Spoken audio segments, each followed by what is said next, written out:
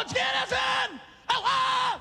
It looks like you stick your dick in a corpse. I was married for 2 fucking years! These guys tongue fuck each other in the butt for an hour and a half, but you put on a Kinison album and they can't fucking handle it. That's what you paid for. You paid for the Sam Kinison experience. Sam Kinison. Outrageous, controversial, loud, and larger than life. 10 years ago today, this comic genius was lost in a tragic automobile accident. To commemorate the 10th anniversary of his death, we take you into the world of Sam Kinison through some of his most electrifying performances. Yeah, I'm the fucking asshole! Playboy TV presents Brother Sam, a tribute to Sam Kinison.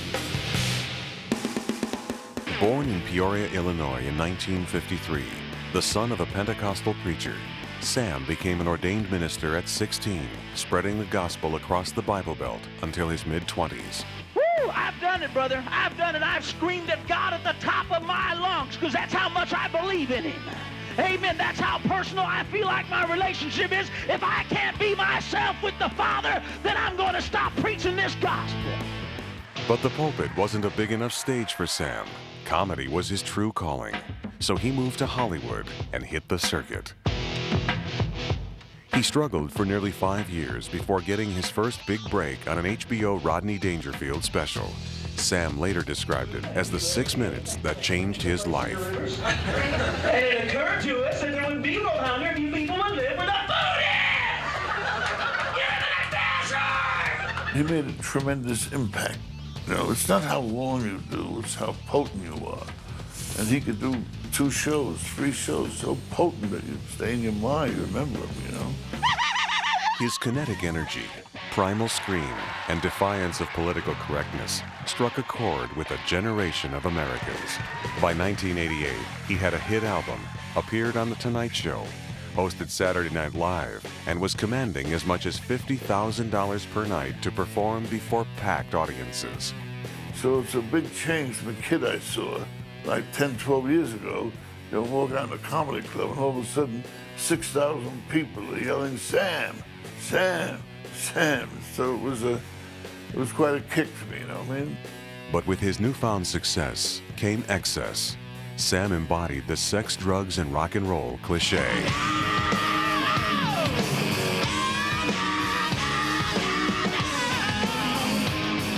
This is what I do best.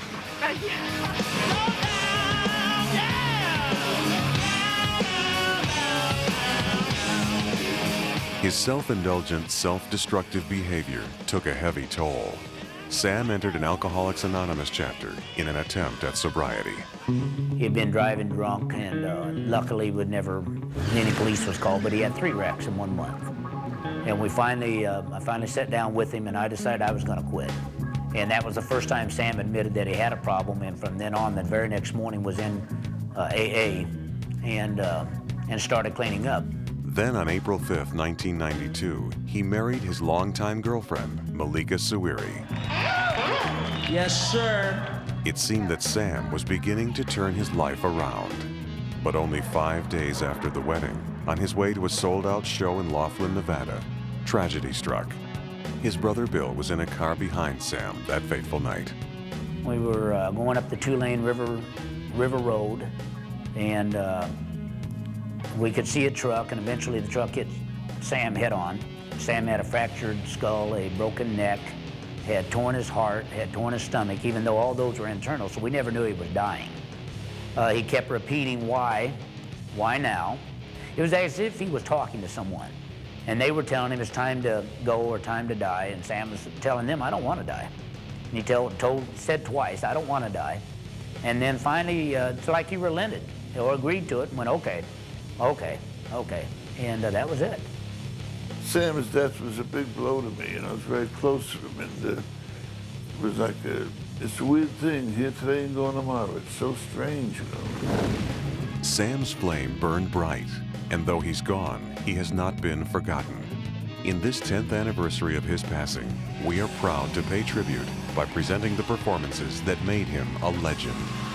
Here is the world according to Kinison.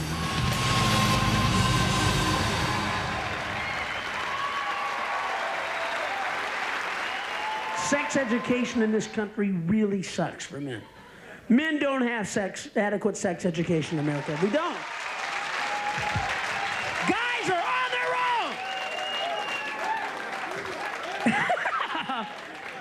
own. Mr. Hugh Hefner, ladies and gentlemen, the reason all of us have sexual fantasy.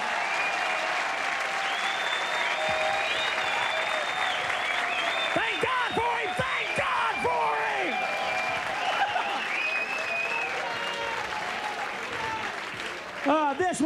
This would have been a whole different world without you, pal. I'll tell you that.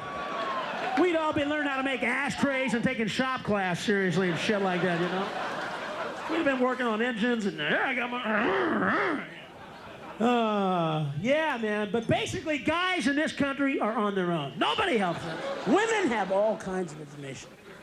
Women have that little talk from mom when they're about 12, and she goes, "Hi, you know, there's going to be a lot of biological changes coming up in your body." And, you know, they get a fucking gynecologist. They get all these pamphlets, the health classes. They're a lot more graphic about what they talk about in their sexual adventures. Guys get that. That's what guys get.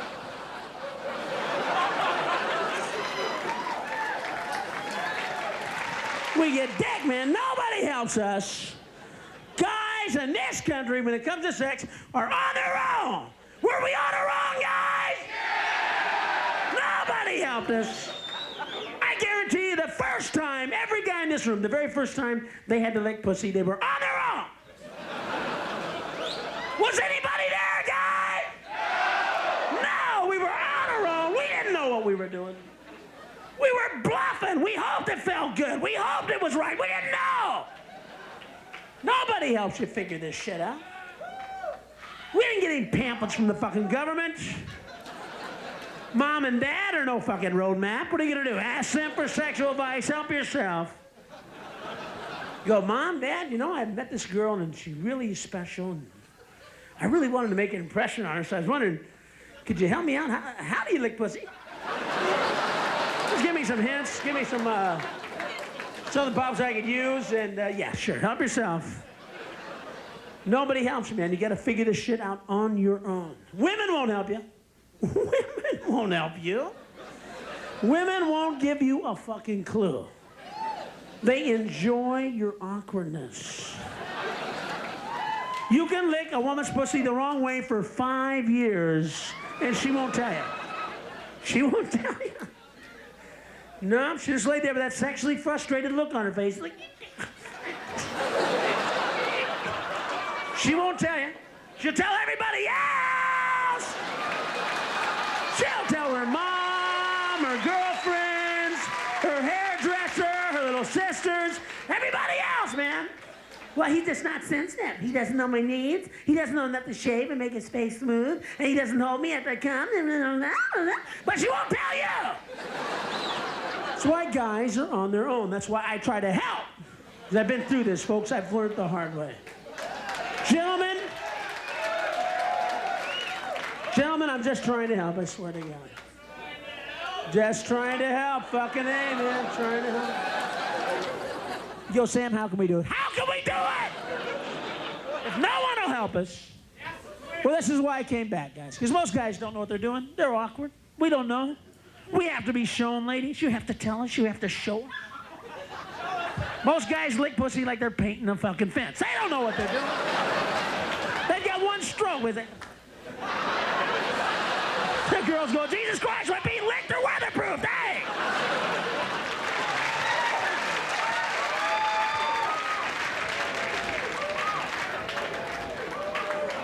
This is why, guys, I have a secret for you that'll transform you tonight. You'll walk out of here tonight, not just your average person. You guys are going to want my dream. I'll just be honest here, can we? Everybody has a dream.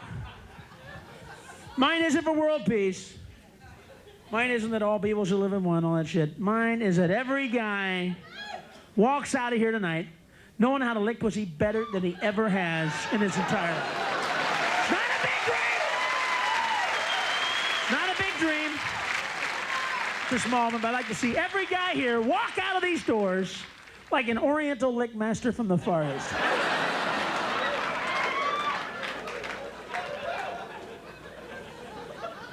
Yeah. Say, Sam, how can that happen? How is it possible? Well, the next time you have a woman that you want to impress, you want to show her the most exciting sexual time of her life. You want to be the darkest chapter in her sexual diary. You have to make a statement about yourself as a lover. She deserves 100% of your sexual creativity. What you do is lick the alphabet. Just lick the alphabet. That's all you gotta. Big capital letters, fucking. It's an easy diagram to remember. Big capital letters go A, B, C. She thinks you're from Europe or something. Oh, God, where did he learn that? Oh. You go A, B, C, D, E, F, G, H, I, J, K. It works! I think, and I'm going to get a little heat on this, but go with me on this for a second, guys. I think it's time that as men and as gentlemen, that we shouldn't come in women's mouths anymore. I think it's rude. Oh, I knew it. Oh, yeah, turn on me. You fucking traitors. God damn you. Here I try to be polite. I try to do a fucking gentlemanly gesture. I just think it's rude, man. I think it's so fucking rude to just blow a load in a woman's mouth. No warning. Don't tell her. Maybe it doesn't bother you guys. Does it bother you guys? Well, it bothers me. Maybe you can handle it. I'm sitting there and the girl's blowing me. And when I hear her make that noise, and she goes, that fucking gets to me, man. And they always do it like that. I've yet to see a girl go, oh, eat 'em up, yum, yum, eat 'em up, yum, yum. It's always that fucking, no, It's always those kind of fucking noises. The fucking eyes and their eye, the water fucking builds up in their eye, and a little tear comes down their face from the pressure in their face. And guys won't tell you. You know that, ladies. Guys won't tell you when they're coming. They won't tell you. You're blowing them. You're sucking their dick. And all of a sudden, they're jerking. They're fucking trembling. They're tensing up. Their fucking lips acting like Billy Idols, They're doing all this shit. And the girl's like, hey, are you okay? Is everything all right, honey? The guy's like, yeah, everything's fine, honey. Everything's fine. Just keep sucking. And you're sucking. All of a sudden, you feel his hand on the back of your head. And you go, what's this? Oh, I can't get out. So fucking rude. Another thing, I cannot fucking understand why girls do this. I don't know if it's a joke, if it's a fucking prank, what it is. But guys, have you ever had the women try to stick their finger in your ass during your orgasm? Want to talk about a cruel, vicious thing to do to a special moment. Has this prank happened to you guys? You know what I'm talking about? And they mean well. The women fucking mean well, if you can believe it. You're having a great time. You're making love. You're about to have the orgasm you're going to talk about for the next 10 years. You're going, oh, yeah, this is it. Hey! What do you... Get your hand out of my ass!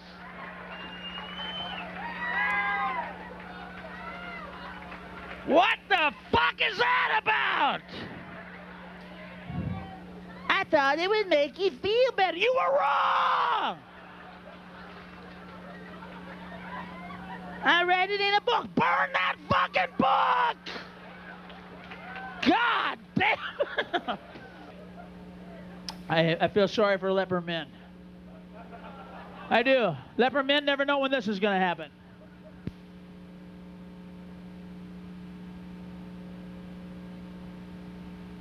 It's true, they never know when it's going to come on. They can't go dancing. They don't ride the fucking bus, folks. These guys take no chances. They walk very slow. Very calculated steps. They can't make love to women. They can't even joke about it. They don't even think about it. What are they going to do? Be inside some woman going, Oh, shit, great.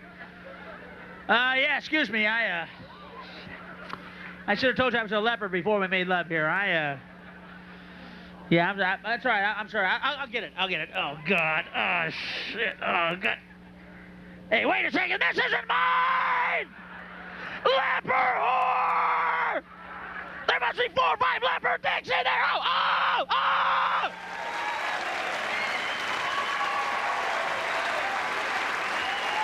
March 2nd, 1990, I stopped doing coke because I didn't know it was illegal.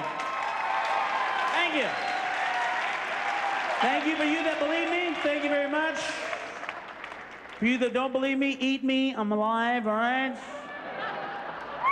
Now, basically what was happening, I was doing little bits of it, but I would show up at parties. And because you're in the limelight, because you're a celebrity and you look like you're a party animal, people assume you can do supernatural amounts of narcotics, of drugs. So I go to these little parties, right? And everybody else's line is like about an inch long. It's like, hey man, we're doing coke, buddy. You know, little inch line long. I come in and go, oh, it's Kinison! Oh, here's your line! You know, it's like 2 feet long. There's rocks in it you could put in your driveway. It's not chopped up. I don't get a straw. I get a piece of a garden hose. Because they want to make sure it all goes through. Here, go, man, go, go, go, go, you know. So I'm trying to live up to the image. Oh, get out of my way, watch me. And I would snip all this shit up. About 2 minutes later, I'm walking around the party going,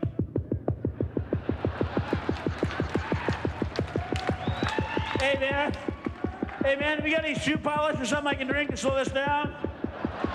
You think shoe polish will kill you? I need something, man. There's nothing left to drink? I wish you'd have told me that before I did this 2 foot long line.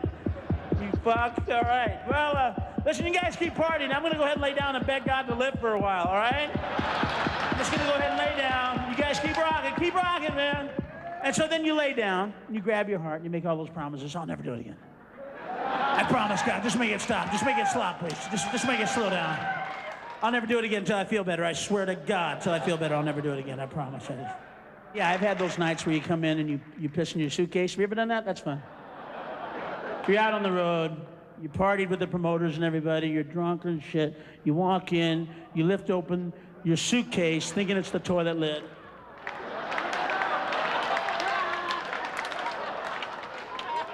And then you wake up next day to put something on, you go, fuck, hey, who pissed on my clothes? They go, you did, man, don't you remember? Don't you remember when you pissed on your clothes? He's like, no, I can't remember that. Because I think if I could have remembered it, I would have fucking done it. So I must have been pretty out of it to take a fucking piss on my clothes. Wouldn't you say? But I want to thank you guys for letting me do it. Thank you. I want to thank you for letting me be the home entertainment center last night. How many people did I actually show my dick to? Do you remember? I went to one party where a guy passed out in a big leather chair with his mouth open. So these guys get around him. They take their dicks out. They put him by his face. They take a Polaroid, and all it is a picture of the guy's face with 4 dicks around it.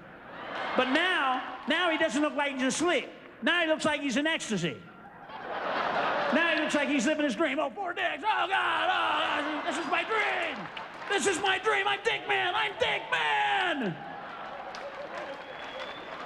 All right, so then now they take it, they blow it up to an 8x10, they Xerox it, so that they can place a copy under each windshield wiper of all the people that he works with.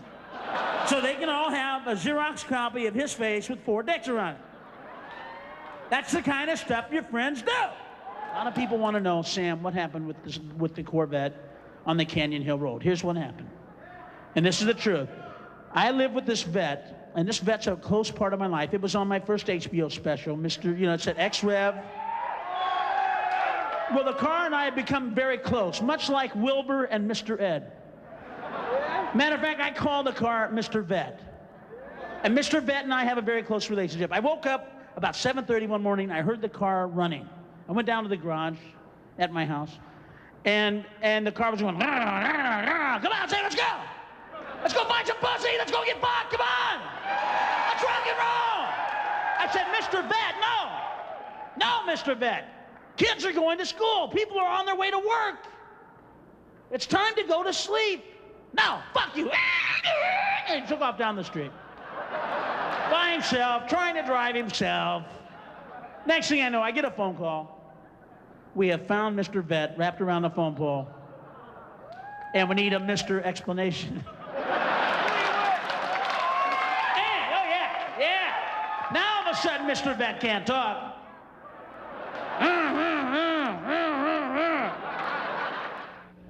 So I called a place up. I called the Beverly Ford Center out in Palm Springs. Betty, whatever the fuck. Ooh. For $10, she's Beverly. All right, who gives a fuck? Couple drinks, $10 bill. She's Lucy. She's everyone. She does impressions, whatever you fucking want. She'll dance. I called them up. I said, "What's your program? How much does it cost?" They go, "Well, it's $6,300 for 21 days, for 3 weeks." I went, "What?" They said, "No, it's $6,300 for 21 days." I said, "Lady, if you can get your hands on $6,000, you're still in control." I think that's the first test of the clinic. If you can put your hands on that kind of money, you're not out of control yet. It's not a real problem. Not if you can get a hold of $6,000, folks. If you can get a hold of $6,000, you're still ready to party for a while, you know?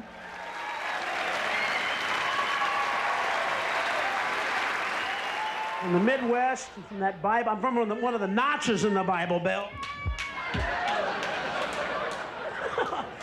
What a name, the Bible Belt. I love those churches out there, man. I saw one the other day. It says, "Where the church where everybody's somebody, but Jesus is Lord."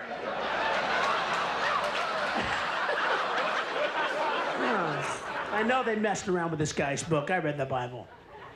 I know they messed around with this guy's book. They did, man. The guy was under too much stress.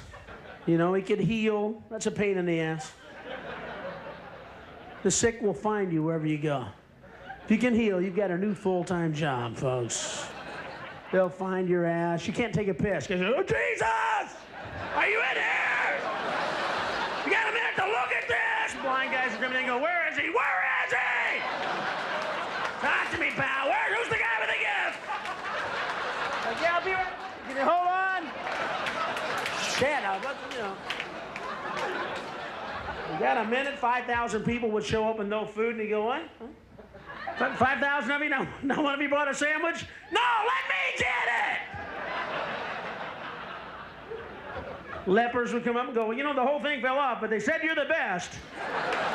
They said all you have to do is speak the word, and it'll grow out." And I, came a long way. So, this guy had those days. It's just like, oh, man, I see another leper, I'm gonna go on!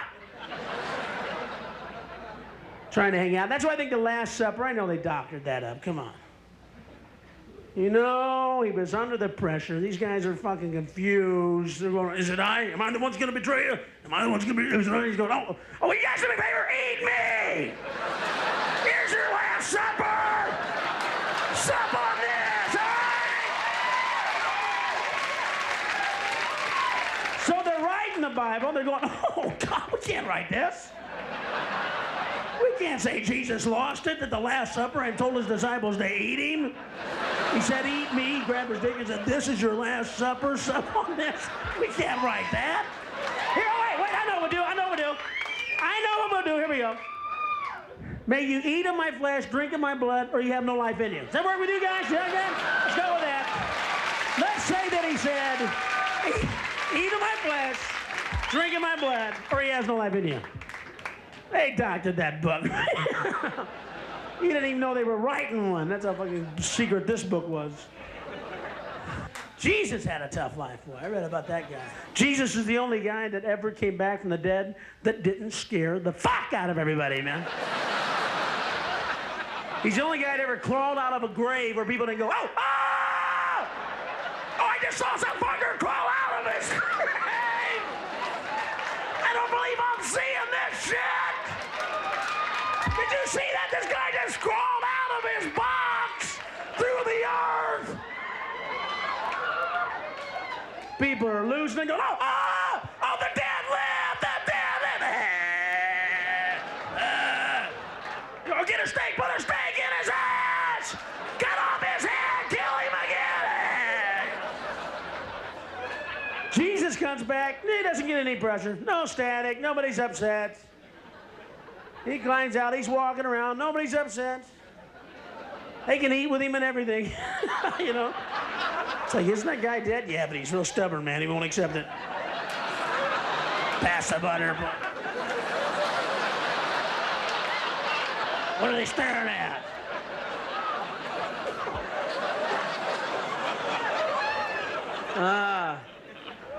Yeah. Yeah, I read it, folks. I read that book. He's on the cross. There's 30, 40 Christians standing around going, it's a shame that he has to die. And Jesus is going, well, maybe I wouldn't have to. Somebody get a ladder and a pair of pliers.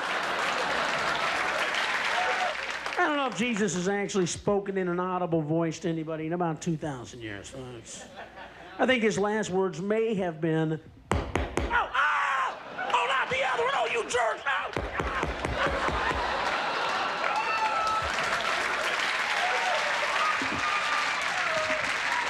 It may have been his last words. I'm not sure. He's up in heaven right now. They're going, why don't you go back down to earth? Be a symbol of peace and love to the world. Help. And he's going, yeah, sure. Help, huh? Yeah, I'd like to help. Tell him I'll be there as soon as I can play the piano again. Thanks a lot, like being the only Savior that can use his hand as a fucking whistle. I used to preach. I used to study the Bible. It's a pretty fascinating book. People go, Sam, do you think you could do it again? Do you think you could ever be able to preach again? Do you think there's anything left inside you that has any good to it, that could shine a light into somebody's lost way? Do you think if you had to, if your soul was riding on the line and you had to testify and you had to make a commitment, if it was a final answer, what would you do? Well,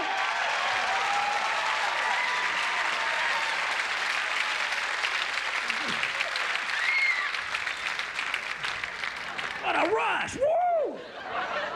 Well, I don't know. I guess maybe I could. I don't know. But, see how much energy it takes? Fuck. Oh, man, he's fucking wacko. Jimmy Swaggart, the Hitler of gospel television.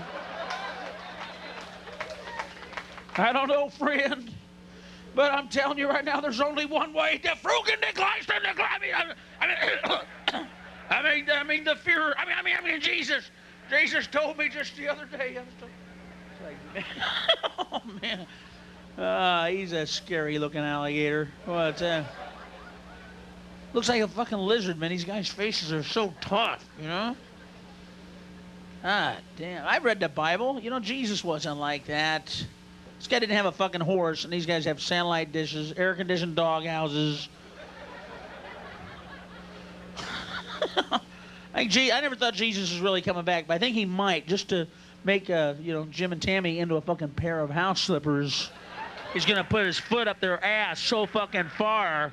He's going, yeah, here's my new house slippers, Jim and Tammy.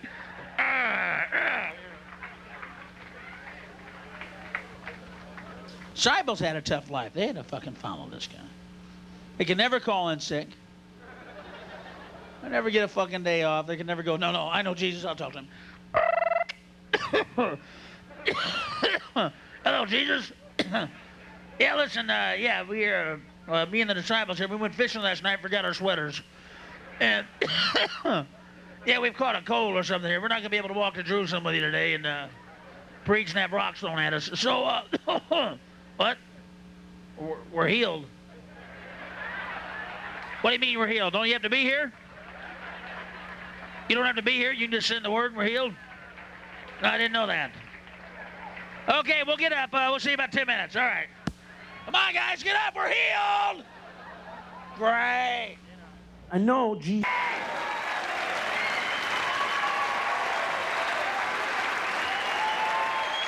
People are going, man, aren't you afraid to tell jokes like that?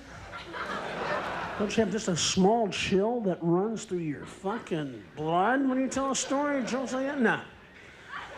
No, folks, because I'm not worried about hell. You go, just think I might go to hell? No.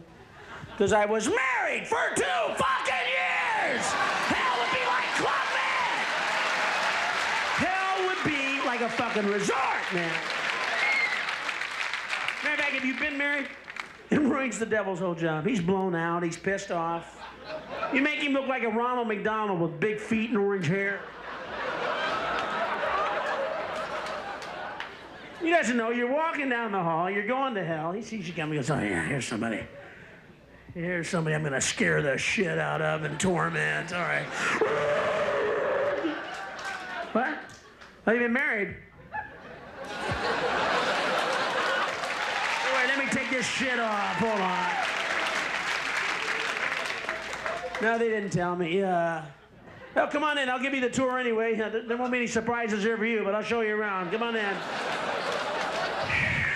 See, over here is where we torment the soul. Whoa.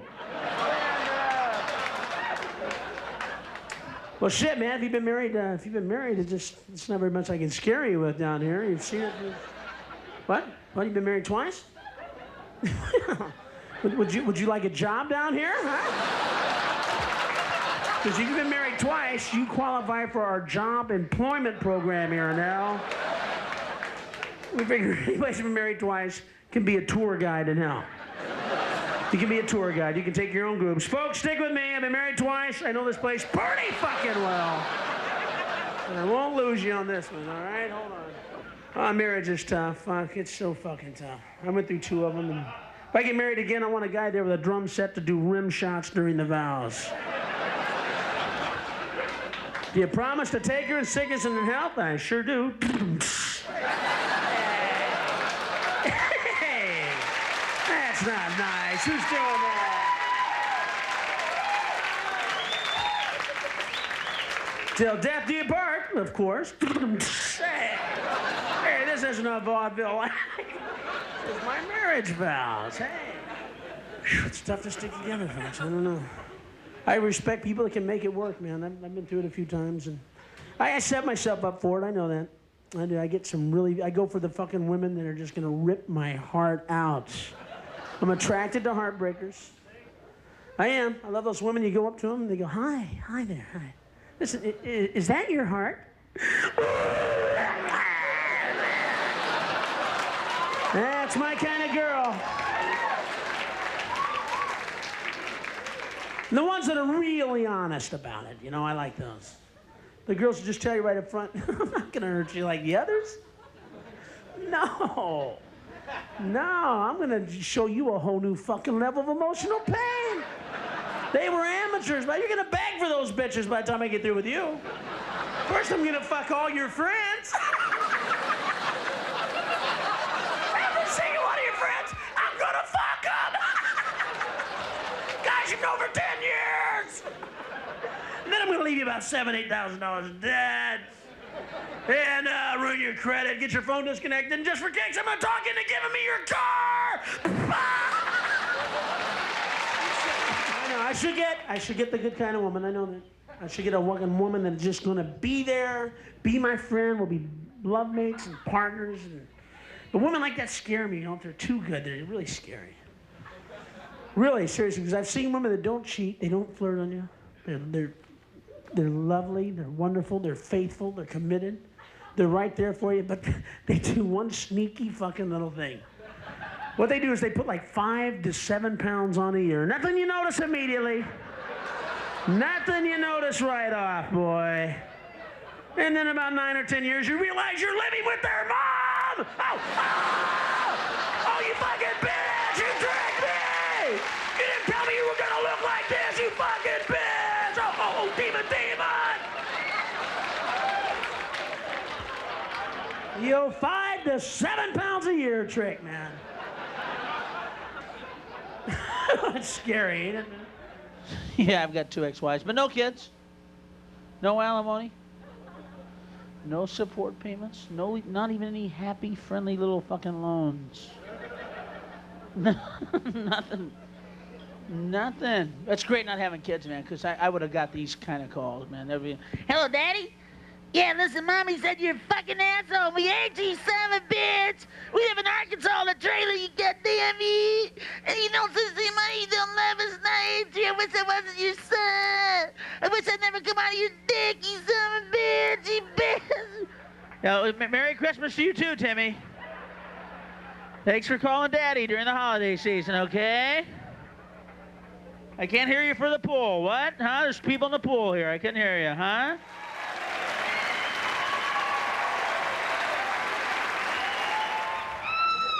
tough to make it work, man. Relationships are a bitch. I don't know. I've had a share. Well, the first thing you got to do is you got to figure out what makes each other come. That's after the restaurants. What kind of movies do you like? Who do you know in this town? Do you know all that shit. Gets down to what does it take to make each other come. You know? I think for guys, I don't think we make it that tough, ladies. I don't think we make it that hard. It isn't like you need an instructional manual to work with us. We're pretty cooperative. I don't think we put up a lot of trouble. Just stick it in somewhere!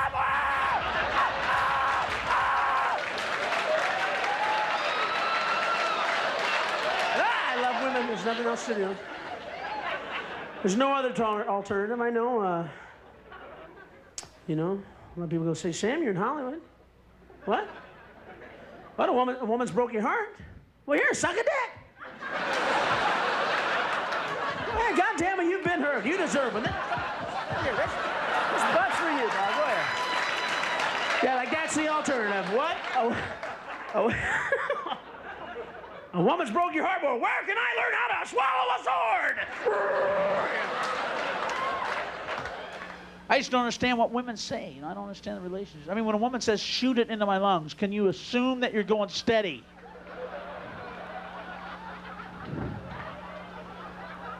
Can you assume that there is some kind of relationship or that you're taking each other on a serious level, you know? How do you go? How do you hear shit like that and go, yeah, I had a nice time too. Let's call each other. Oh, man. And I'm sorry, folks. I'm not as loose as I appear, but I can't get into this fucking rubbers thing, man. I'm sorry. I know it's the big thing. Your condoms, put it on there. Yeah, why don't you just put a fucking sock and a Florsheim on there and tie it nice and tight. You don't mind if I put a fucking swim fin and a pair of goggles on my dick there, do you? I don't want to say anything about your personal hygiene, honey. Not that I don't trust you. Not that. Oh, yeah. Am I right, guys? Do you hate fucking rubbers, man? Are they the worst? I love women. I hate that I fucking love them so much, you know? All right, I hate two. Is it all right to hate fucking two of them, huh? Well, there's great women. There's great women. There's good women. There's probably many sweet, wonderful women here tonight. No, yeah, they're not all bitches. They're not all whores. There's some women that understand what a relationship means, what a commitment represents. They're true to you in love. They don't fuck around on you and cheat on you and stuff. And there's also women that, will fuck a dog at a bachelor's party for $10. Okay, they're out there too. And they have pussies too. Yes, they do. And see, for me, it's like the fucking dating game. I can't tell the difference. I can't fucking tell it. Let's see if Sam can find out the one who plays with Lassie and the one who does community service work. I can't tell, Jim. I can't fucking tell. They just look like women to me. I can't tell the one that, Yeah. Believe me, folks, look at my divorce record. I can't tell! Yeah. What else you gonna do, though, man? You can't. It all comes back to women. They've got the pussy. They know it. They know. Yeah, go ahead, because I know I got this and you can't have it. It all comes back to them. They know it. It's like gravity, man. It's like throwing a fucking apple. It all comes back to that. Women will make you fucking pay. They'll make you fucking welcome death, folks. You'll be wearing a big sign. I welcome death. Where are you, you fuck? Oh, yeah, man. They can be. A lot of you have already laughed too much now. Oh, yeah. Some of you guys are in serious fucking trouble with some of these jokes. You're not going to see the pussy for a year. You're going to go home. You're going to forget about the show. You had a good time. You got a good buzz going, you know. You're putting on the cologne. You're getting ready to go in there and make that mad dog fucking passion. You're going to go in and use her hair like the bridle of a fucking horse. You walk in, she goes, well, you thought that fat guy was having funny, didn't you? Huh? Remember? You was just laughing. Remember? You just walk around going, remember? Listen, I'm going to go over here and be reading the New Testament, so why don't you go ahead and jack off? Remember how funny he was? Like, oh, shit. Ah, some of you are in trouble. But they're worth it. What else you gonna do? God damn it. What the fuck else you gonna do?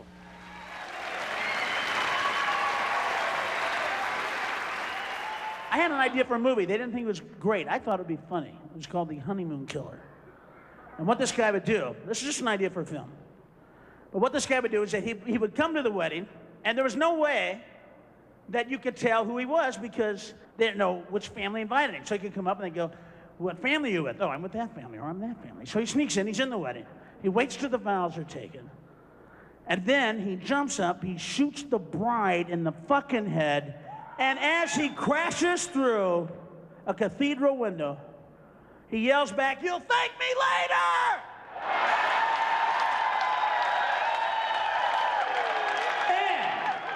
And the reason he's so successful is that the police are not sure if they want to catch him. Because they are married to women that drive them up the fucking wall. So they're not working as hard on the case as they should. A guy tried to sell me a satellite dish the other day. He said, Sam, if you have a satellite dish, you can get 188 channels. And I'm going, well, I've got regular cable, and that's about 36 channels. And I would say out of the 36 channels that a good 20 of them are shit that I never watch. I'm not interested in a career in real estate. That's about 6 channels now. Guys trying to talk you into, hey, give up your present job and learn how to fuck people over. By buying property without money. Yeah, that's worked out real well. Fuck the SNL crisis. Hey, you can be a land developer. What, me? I'm a fry cook. It doesn't matter. I work at the cafeteria at a hospital. It doesn't matter. You can be a millionaire in no time at all. Yeah. So that's about 6 of those channels. And, of course, they have those channels that are religious, that talk about Jesus. And that's one of those things that, you know, I wish they would understand that people basically, I think, know who Jesus is. Maybe I'm guessing, maybe I'm way out of line here, but I have a good feeling that generally Americans and the people throughout the world know who Jesus is. So it's a little frustrating to keep hearing about how that, you know, we need your dollars, we need your help, because we want people to know who Jesus is. Hey, we know who Jesus is. Get a fucking job.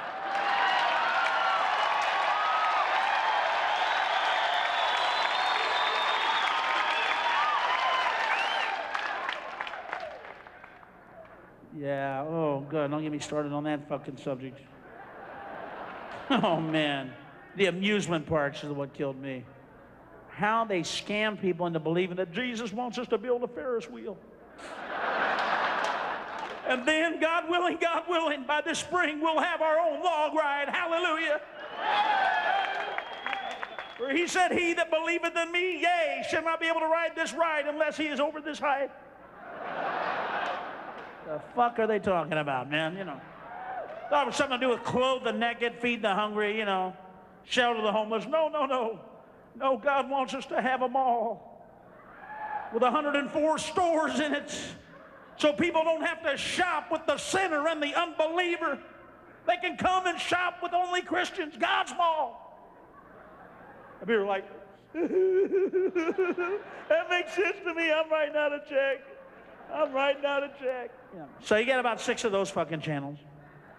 Then you got this other stuff. You got channels I never use. I don't understand. Channels like the Weather Channel. How much does it cost to produce this fucking thing? And why waste the money? How hard is it to go to the door, open it, look outside, and take a wild, uneducated guess at what the fucking weather is? How hard is that, man? Do we need the fucking Weather Channel? All right, I'm glad you said that. We'll send that message back down. Fuck you and your fucking Weather Channel. Then you've got these shows that I have no explanation for because they're not really television shows. Yeah, stuff like that. They got one that's called The Amazing Discovery Show. This show, I'm looking through the thing one day to find out what to watch, right? I turn it on, and it's Amazing Discoveries. So I'm thinking, well, maybe this is Amazing Discoveries. Maybe this is like the dead speak, life on other planets, how to turn actual rocks into some kind of fuel form. I didn't know. You know, I thought maybe this is amazing discovery. Turns out to be this guy, only thing he's discovered is how to wax a fucking car. That's the amazing discovery. That's the big discovery. That's the big hoopla. That's the big, oh! And he's got a studio audience. People have tickets. They waited in line to see this show. They were going, fuck Arsenio, fuck Carson, fuck all this. We got tickets to see Amazing Discovery. This guy waxes a fucking car. When do you see it? Yeah, Amazing Discoveries. Tune in next week when I show you how to mow the lawn. It's amazing. What the fuck happened to TV shows? What happened to the plot? Yeah, no, but I mean, these cable shows are like, welcome to Dee Dee's Evan Stay Eater. I think if it works, give it a real test. Go, yes, we have the Shroud of Turin here that's held the image of Christ for over 2,000 years. The Catholic Church has called it holy. They've called it a sacrament. But look what happens to it when we spray Stain Eater on Jesus' face. He disappears. It's a fucking dish rag. Get out of here. Stain Eater, more powerful than the image of Christ. Oh! I mean, if it works, if it really works, grab a can of it, put it under your coat, and hang outside the UN, and wait for Gorbachev to come out.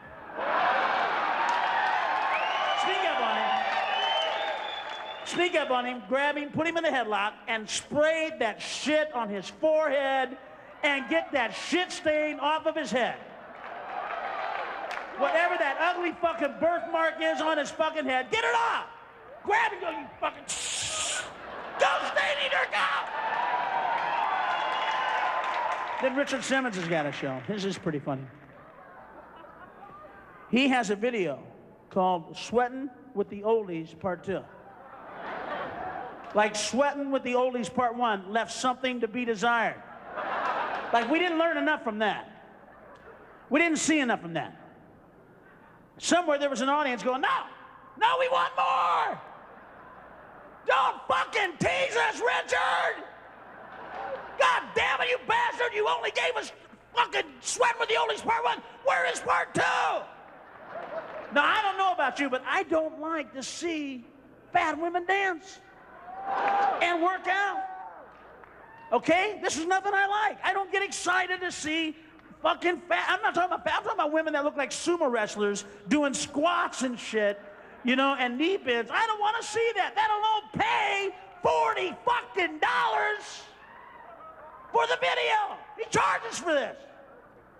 He charges. He has the weirdest fucking campaign of anybody I've ever seen. He sticks his head out of the box and goes, hey, are you tired of young girls in tight outfits dancing around, doing aerobics? I go, oh, yeah. Yeah, we're sick of that shit. Young girls in tight outfits, I've had enough of that. Why don't you bring on the women that served me food in high school, huh?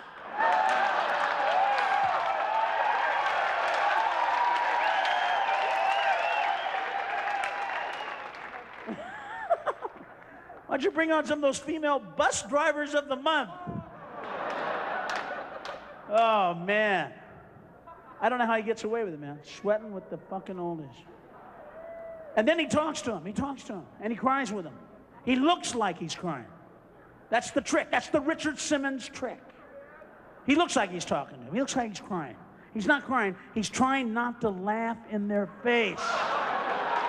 And by restraining the muscles in his face, tears come out of the side, which looks like he's crying, but he's not really crying. You can't be deceived. Don't let him trick you. And he'll talk to him, and he'll have some woman, God bless her, that weighed like 400 pounds. She lost 100 pounds, which, God bless, that's great. But she still weighs 300 fucking pounds. And he's talking to her like she's a model. You know, like she's overcame it. And he'll try and talk to her and not laugh. He'll go, Julie? Julie, do you remember when you were fat? And he looks like he's crying. And she really is crying. She's going, yes, Richard, I remember. I remember I weighed over 400 pounds, and I went to a family picnic, and we came home, and I couldn't get back inside the house. And I had to live in the garage for a couple months. And then I also remember that my kids told me about Deal a Meal, which is kind of like Monopoly, instead of like, you know, a hotel, you get a sandwich. And I lost 100 pounds, and my husband's so happy. And this kid, I mean, this guy is sitting next to her, right? Her husband, sitting next to her, looks like that kid that was sitting on Hussein's lap in the news interview. He has that look like, I'm the reason they created Happy Hour. I'm the target audience for Happy Hour, motherfucker. You're looking at him right here. Somewhere bar owners got together and said, you know, we're missing a target audience here. They get off of work at 5, they don't have to eat till 7. That's 2 hours. If we put out a sign that says, Happy Hour, drinks, half price, that's a target audience. We've got it made. We got an audience. Because a lot of guys are going to go home and go, you know, I'm not in a big fucking rush to open that front door. I think I'll stop at Happy Hour and have a couple drinks, because that's the case generally. You know, because some guys walk home and they, oh, I'm not drunk enough yet. I need a Happy Hour. I don't want to see more. I'm sick of commercials about world hunger. You know, I'm sick of the same fucking 2-year-old going.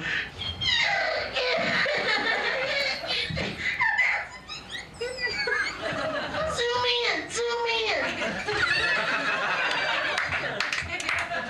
I'm watching this, right? I know. I'm watching this commercial. Oh, I'm sorry, Van Halen's on. No, I'm serious. I'm watching World Hunger. I know the fucking film crew can give this guy a sandwich. They're 5 feet away. The director's going, don't feed him yet! I want this shot! Don't feed him yet! I need desperation! So what I'm telling you is do not support World Hunger organizations. Don't send them any more money. You know, because the problem with World Hunger is we've been sending them food. You want to stop World Hunger? Stop sending them food. Don't send these people another bite. You want to help them? Send them U-Hauls. Send them luggage. Send the guy there and go, hey, you know, we came out here all the way 600-700 miles from the desert today with your food, like we do every day, like we're like a pizza place that delivers. And it occurred to us that there wouldn't be World Hunger if you people would live where the food is! You live in a desert! Nothing grows here, do you understand that, huh? Nothing grows, you live in a desert! You see this, huh? This is sand! You know it's gonna be 100 years from now, huh? It's gonna be sand! It's not turning into a mall or McDonald's, you live in a desert! Get your kids, get all your stuff, get on the truck! We'll make one trip! We'll take you where the food is! We have deserts in America, we just don't live in them, asshole! All right, hey guys, that's a good crowd. Thank you very much.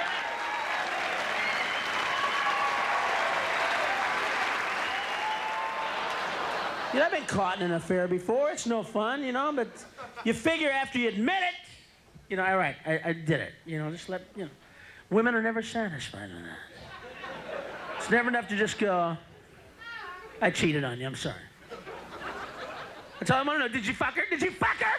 How many times you heard that one, guys? You know, and you go, yes. Yes, I did. You think that's the end of it? Then like a day later, it's like, did she suck your dick? Ha! Tell me, you cheating son of a bitch! You was listen, you fucking primate! Did she let you fuck her in the ass, huh? Is that what she did all of it? I screwed up one time, really big in this town a couple years ago.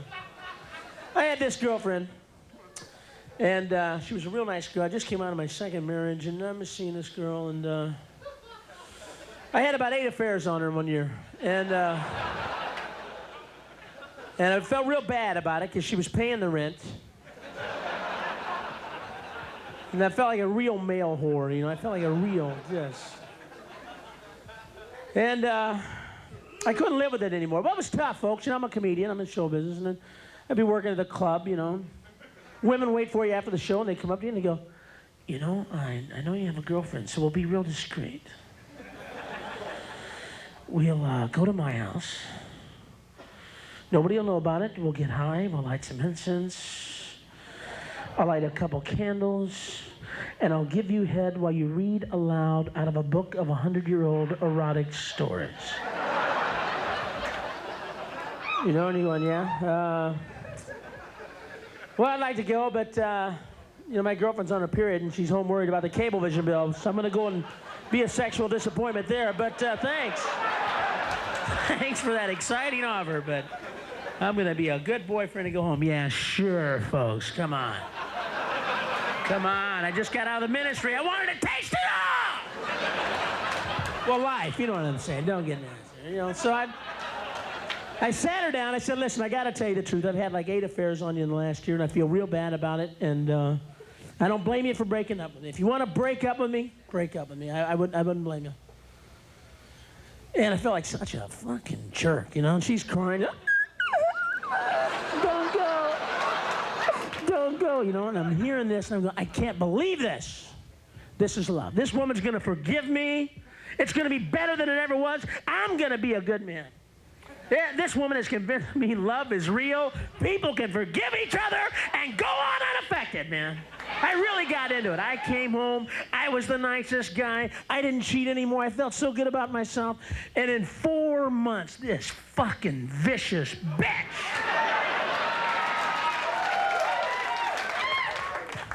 Yeah, I didn't hear the last part when she was crying that said, don't go, because I haven't got you back yet. I didn't hear that part, and so I'm Mr. Nice Guy. I'm buying this fucking bullshit. It's gonna be the same as it ever was, yeah. She forgave me, yeah. I'm in New York, I gotta fly back to LA. I can just now talk about this. I'm flying. This was 2 years ago. Oh, I remember the fucking day. I'm flying back from New York. It's 2 years ago. I did drugs then. Oh, they see through me. They see through me. Yeah. All right, so I'm flying from New York. I'm trying to relax myself because I know it's going to be 5.5 hours drive. Flight, so I'm higher than shit, Smoked a couple joints. I'm seeing Aztec temples and shit, I'm wandering around the Newark airport going, where's gate 56? Want me to gate 56? And this wonderful woman, she packed my luggage for me. And in my bag, she packed a loaded .38. That's what this vicious little fucking bitch that forgave me and everything's gonna be the same. So I'm going through customs, or whatever the X-ray thing. I walk through the box, nothing's going on, wait for my bag, and all of a sudden, he's got a gun! He's got a fucking gun! So I'm turning around here, I'm going, I'm gonna see some real shit, man. Somebody's trying to smuggle a gun through her. I turn around, there's 4 federal officers going, you want to step away from the luggage rack, please, sir? Step away from the luggage rack! So I'm looking around, I'm going, no. That fucking whore! Oh, yeah, she forgave me, yeah! Oh, I cheated on her a little bit, sure. One night stands, nobody knew, but I didn't have to go to federal prison!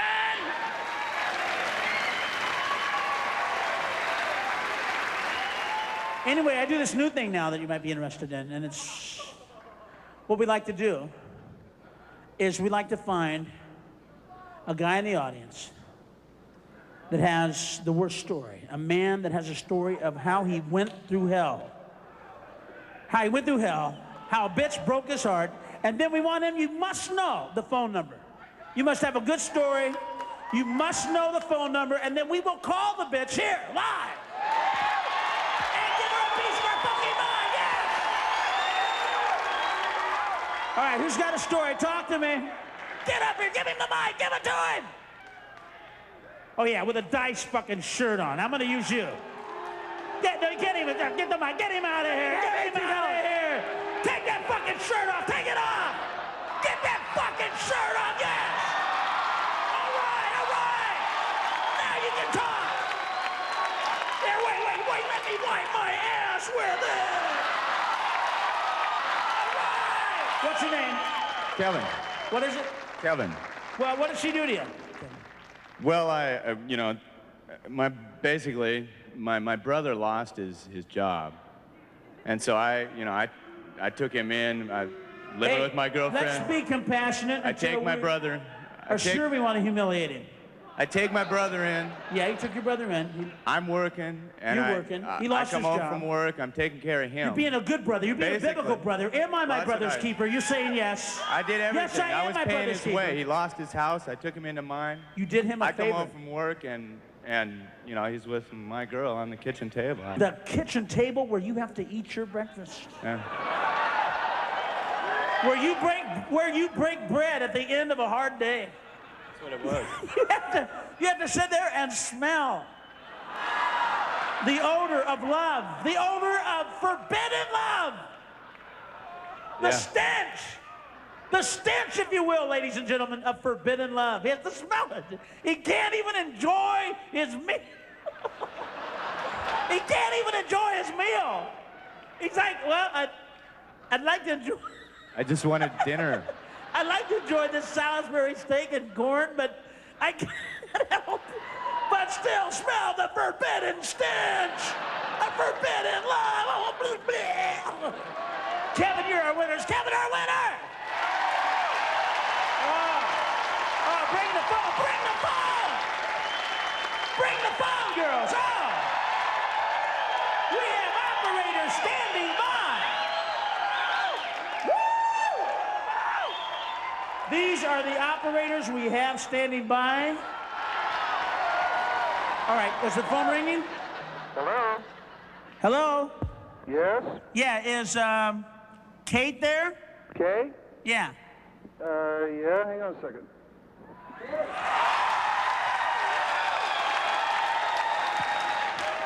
Hello? Watch me work, Kevin. Watch me work. Hello? Hi, Kate? Yeah? Kate, it's so good to talk to you. Who is this? This is Sam Kinison. I'm down at the Wilton Theater. Who?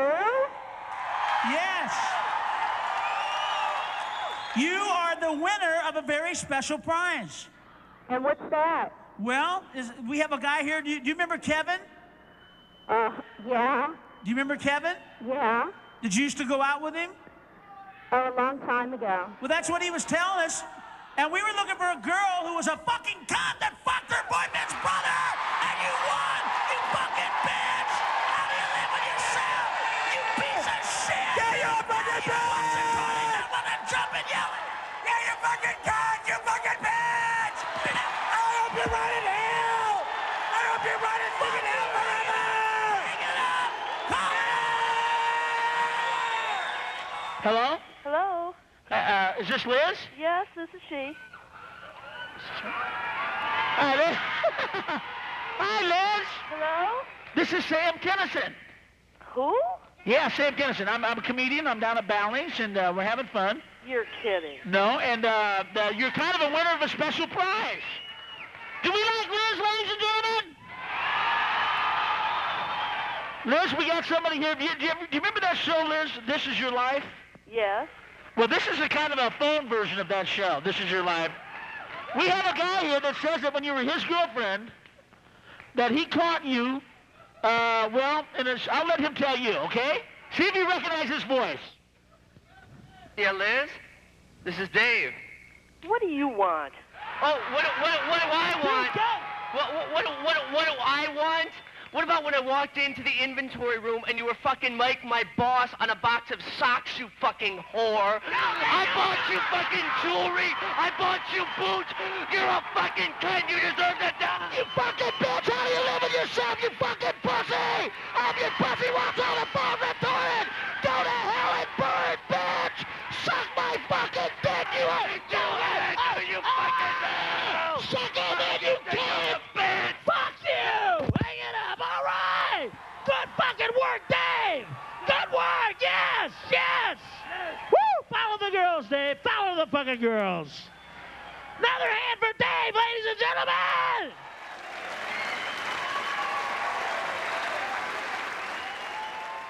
Now, this thing about the gay community, let's get this fucking shit done out of the way. Now, I know I offended the gays, or these last 2 albums that I did. They said I was in bad taste. They said my jokes were in bad taste. These are guys that lick the shit out of each other's ass on a fucking date, telling me my jokes are in bad taste. Now, am I missing something here? These guys tongue fuck each other in the butt for an hour and a half, but you put on a Kinison album and they can't fucking handle it. It's like, blah, blah, you know. They can suck a dick this long, but I fucking gag them. I make them fucking, blah, blah, you know. Insensitive. They called me insensitive. These are guys that put gerbils and hamsters up their ass. Insensitive. How sensitive can you be if you're putting a live animal in your fucking ass? Jesus fucking Christ, man. I'm insensitive. Yeah, I'm an animal. I'm out of fucking control. These guys are walking around with coming out of their butts. Fucking little twirls twirling around where these fucking animals are suffocating in their asshole, and I'm fucking psycho. Yeah, watch me. Ban my fucking records because I'm out of control. Fucking poor gerbils, man. And nobody's doing nothing about it. Nobody gives a shit. You know why? Because they're rodents. People fucking hate rodents. They do. They hate rats. They hate mice. They hate fucking rodents. Now, if they were dolphins, if gays were putting dolphins up their fucking ass, would you have a fucking war going on? Every fucking ecology group would be going nuts. All these college people, everybody, Save the Whales organizations. What? They're putting dolphins up, gays? Save the dolphins! What about the fucking gerbils, man? It's too late for them in California. You know, you can't even find a gerbil or a hamster in California. They're gone. They're extinct. They're right up there with the fucking American bald eagle. They're gone. You've got to go as far as 3, 4, 5 states fucking east to try and find a fucking gerbil or a hamster. These fucking fangs in L.A. and in San Francisco have used them all up. They're dead. They're dead. Nobody cares. In San Francisco, they're down to shaved squirrels and lab mice. That's what they're down to. See, I didn't know what the Pet Shop Boys were about. I didn't know. I thought it was a weird name for a fucking band. I thought, what a stupid name to call your band, the Pet Shop Boys. Why would you call your band the fucking Pet Shop Boys? I thought I understand Aerosmith. I understand fucking Bon Jovi. I understand Skid Row. I understand, you know what I mean? Yeah, I understand Guns N' Roses. You'd call your band Guns N' Roses, right? Why would you call your band the fucking Pet Shop Boys? And then I realized the dark truth. That's where they have to go to buy the animals that they put in their ass, the pet shop. It's a secret gay code word saying that we put animals in our ass and we sing Elvis songs. They do, man. They sing fucking Elvis songs with gerbils in their ass, man. Nobody gives a fuck. There's no fucking protest. Nothing, you know. Nobody gives a fuck, man. I'm just glad Elvis is dead. Thank God. Thank God Elvis is dead. Because if he wasn't, he would be so fucking pissed off, man. He'd be in Grace saying, going, what are you trying to say, man? Are you trying to tell me that there's bands out there putting animals in their ass singing my songs? I don't understand it, man. Talk to me about it. Tell me a little bit. You mean they walk out there with an animal in their ass and they go, wise men say, only fools rush it. Thank God he's dead. Thank God he's not alive to know this. Fuck. I don't fucking get it, man. Call me a square.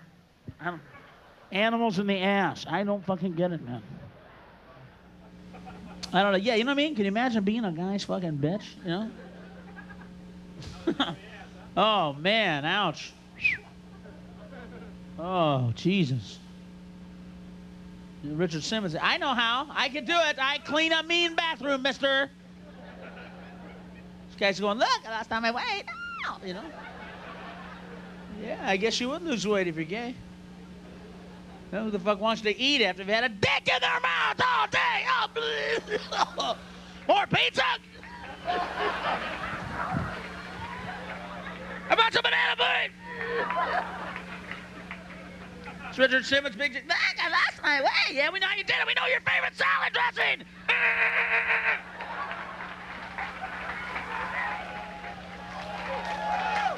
From the Midwest. It's a little much for me to grasp. It's a little for me to take it. How does a guy look at another guy's hairy ass and fall in love? How does that work?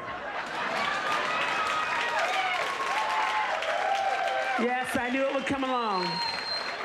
They told me I was a fool to dream, that I was a fool to believe, but I knew someday I'd find the guy's smelly, hairy ass that was just for me.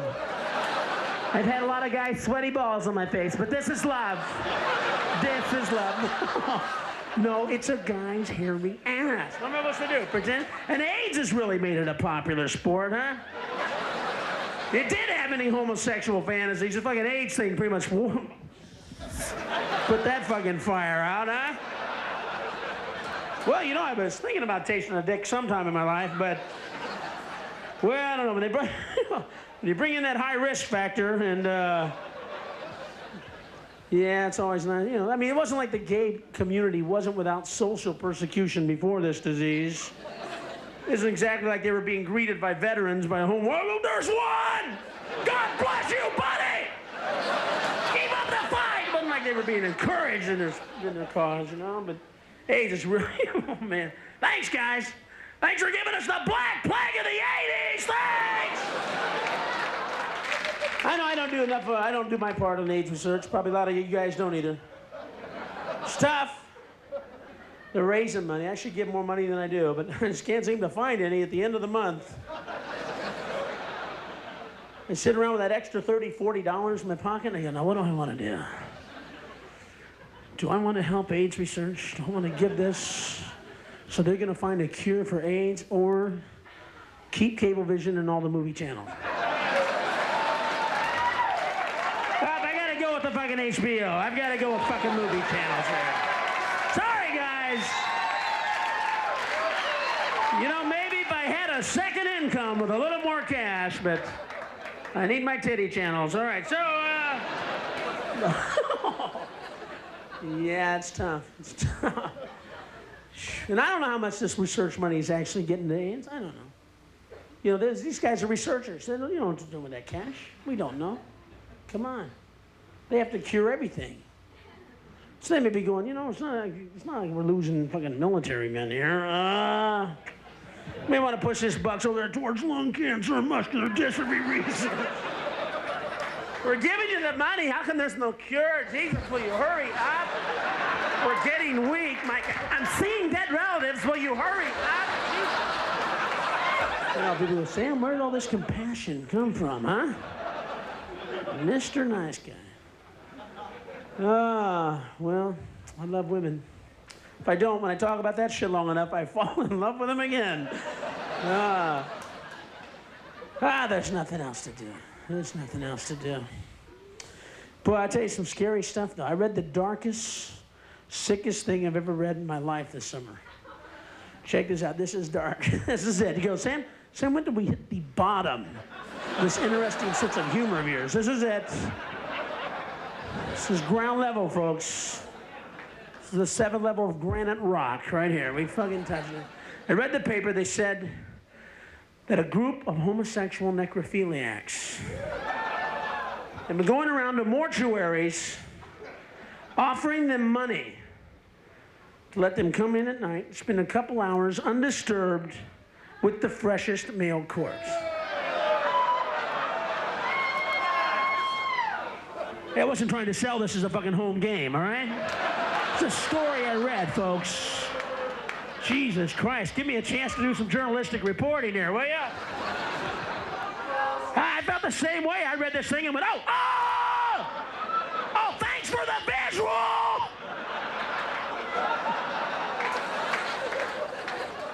Hey, I felt sorry for these corpses, man.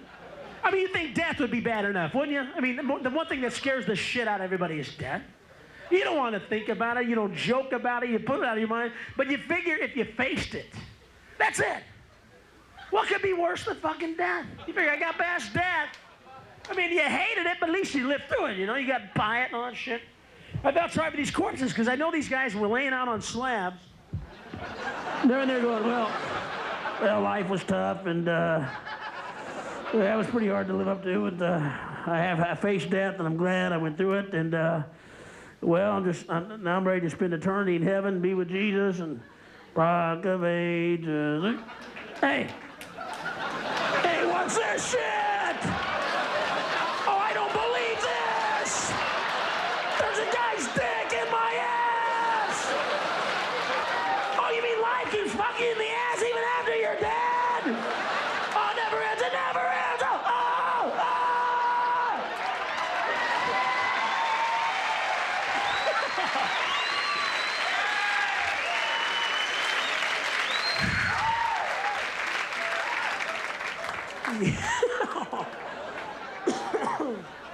If you go, man, do you have to do jokes about fucking the dead, man? It's pretty serious stuff. Talk about something a little more socially relevant? No! Nope, I like to talk about things I know a little bit about, folks. And I'm not proud of everything I've done, but I know about fucking the dead. I do. I know it's like you stick your dick in a corpse. I was married for 2 fucking years! I fucked it dead a lot, pal! I know what it's like. Oh, move, breathe, at least wrap your legs around me. Act like I'm inside you!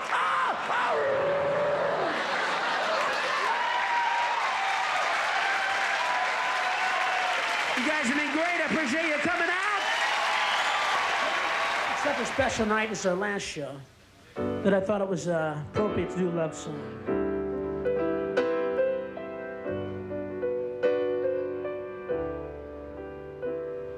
I wrote this about this girl that I met about 5 years ago.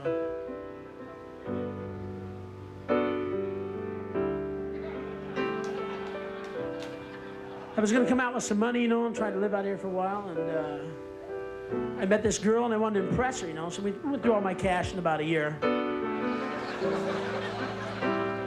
Then one day she said, you know, Sam, there's something missing from our relationship. I said, well, it wouldn't be the cash by any chance, would it, honey? She said, no, we found so many special things about each other. I hate to see it all go to waste because the passion's gone. She says, can't we still, like, see each other once in a while and have lunch or see a movie or just to be friends? I said, yeah, friends. I think I know what you mean. I become some kind of emotional tampon that you need 4 or 5 days a month. But no one else will take your fucking bullshit.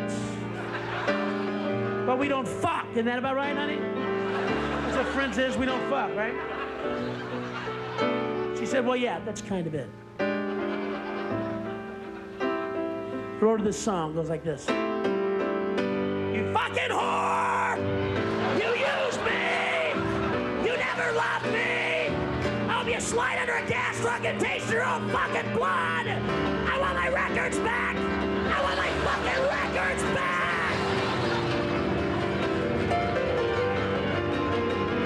I appreciate you coming out!